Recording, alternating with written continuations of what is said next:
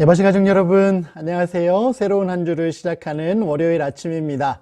오늘 하루 하나님께서 우리에게 허락하시는 새 힘으로 힘차게 한 주일을 시작할 수 있게 되길 간절히 바랍니다. 다 같이 묵상 기도하고 오늘의 예바시 시작하도록 하겠습니다. 오늘부터 여러분들과 함께 새로운 찬미를 하나 부르려고 하는데요.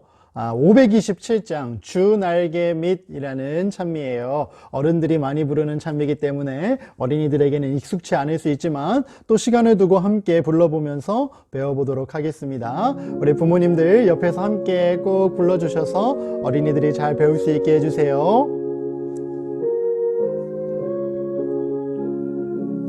1절과 2절 하겠습니다.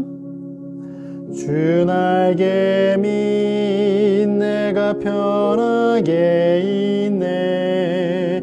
비바람 거세고 어두워도 주께서 나를 잘 지킬 줄 아니. 겁 없이 평안히 거하리라. 주 날개 밑 즐겁도다. 그 사랑 그늘 짠위뇨. 주 날개 밑 내 편히 쉬며 영원히 거하겠네. 주 날개 밑 나의 피난처 되니 거기서 쉬기를 원하노라. 내 슬픔이 즉기 세상에 없되 주 안에 안위함 얻으리라. 주 날개 밑 즐겁도다. 그 사랑 그늘 짠위뇨. 주 날개 밑 내 편히 쉬며 영원히 거하겠네. 오늘 하루 예수님의 날개 아래서 돌보심 아래서 이 세상에서 가장 행복한 그리스도인들로 우리 모두 살아갈 수 있으면 좋겠습니다. 우리 지난주 금요일에 읽기 시작했던 10번째 이야기 어둠의 그림자가 덮임이라는 제목의 내용 오늘 함께 읽으면서 마무리하도록 하겠습니다. 전쟁터에 나가 있어야 할 다윗이 그렇게 하지 않고 집에 머물면서 여유를 부리고 있을 때 사탄이 성공에 취해 있던 다윗의 마음 가운데 유혹의 덫을 놓게 되었다라 그랬죠. 그 내용이 어떻게 전개되는지 오늘 함께 살펴보겠습니다. 그 이야기는 아무도 하기를 좋아하지 않지만 해야 할 것 같아요. 이스라엘 군대가 라빠에서 멀리 싸우고 있을 때 다윗은 그의 가장 충성스럽고 정직한 부하인 햇사람 우리아의 아내에게 홀딱 반해버렸습니다. 자세하게 기록하고 있지는 않지요. 다윗이 어느 날 편안하게 궁전 발코니를 걷고 있을 때 저 멀리에서 목욕을 하고 있던 우리아의 아내 밧세바를 보고 반해버린 거예요. 내 아내가 아니면 시선을 다른 곳으로 돌려야 했지만 계속해서 보지 말아야 할 것을 보고 있다 보니까 마음에 유혹이 생겨서 밧세바를 궁전으로 불러들여 하룻밤을 같이 보내고 그렇게 남의 아내를 내 것으로 취하게 되는 어떤 큰 죄악의 시작을 하게 되었던 거죠. 더구나 그는 요압에게 편지를 써보냈는데 그것은 우리아를 맹렬한 싸움에 앞세워서 죽게 하라는 끔찍한 편지였습니다. 더구나 그는 우리아를 불러서 그 편지를 요압에게 전해주라고 했습니다. 그것은 바로 우리아 자신의 죽음을 명령한 것이었지만 그는 아무것도 알지 못했습니다. 그 후로 다윗은 자신이 밧세바와 동침한 것, 그리하여 밧세바가 임신을 하게 된 것을 감추기 위해 여러 안 좋은 노력들을 하게 되는데 그렇게 해도 감출 수 없게 되자 누구를 죽이게 한 거예요? 아내 남편 우리아를 전쟁터에서 죽게 하라라는 말도 안 되는 너무나 악한 명령을 군대 장관 요압에게 전달했던 거예요. 한편 요압은 왕으로부터 그런 편지를 받고 고개를 갸우뚱거릴 수밖에 없었습니다. 뭔가 잘못되어 가는 것 같았어요. 그러나 그는 왕의 명령을 어길 수가 없었습니다. 그래서 그는 무서운 적군들이 잔뜩 모여있는 라빠 성벽 쪽으로 우리아를 보냈습니다. 우리아는 거기서 싸우다가 끝내 죽고 말았습니다. 전쟁이 가장 격렬하게 벌어지고 있는 전쟁터 맨 앞자리에 우리아를 보내서 전쟁터에서 어쩔 수 없이 죽은 것처럼 일을 다 계획해서 꾸민 거예요. 다윗은 우리아가 죽었다는 소식을 들었을 때 이제는 그의 꾀가 다 이루어졌다고 생각했습니다. 그는 아무도 자기가 한 일을 모를 것이라고 믿었어요. 그는 우리아의 아내가 그 남편의 죽음을 슬퍼하며 장례식을 마치기까지 조용히 기다렸습니다.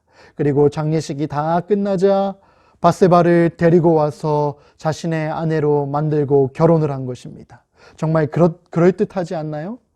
그러나 다윗은 자기의 악한 행동을 하나님께 숨기려고 했든지 그렇게 않았든지 간에 너무나 큰 실수를 저지른 것이었습니다. 하나님께서는 이미 모든 것을 알고 계셨고 또 크게 실망하셨습니다.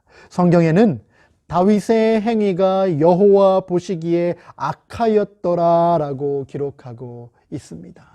지금까지 하나님의 마음을 기쁘시게 했던 다윗이 정말 돌이킬 수 없는 큰 실수를 저지르고 하나님의 마음을 아프게 했어요. 하나님마저도 다윗을 가리켜서 내 행위가 내가 보기에 정말 악하구나라고 이야기하셨던 거예요. 그것은 정말로 끔찍한 죄였어요. 보통 사람이 그런 죄를 범하였다 해도 큰 죄일 텐데 하물며 모든 백성의 본이 되어야 할 왕이 그러한 일을 한다는 것은 정말 끔찍한 일이었습니다. 하나님의 10계명을 지키는 데 관하여 말하던 다윗이 결국 자기 스스로 그 계명을 지키는 것을 깨트려 버린 것입니다. 그렇게 하여 다윗은 원수들에게 하나님을 조롱하고 모욕할 좋은 기회를 준 것이었습니다.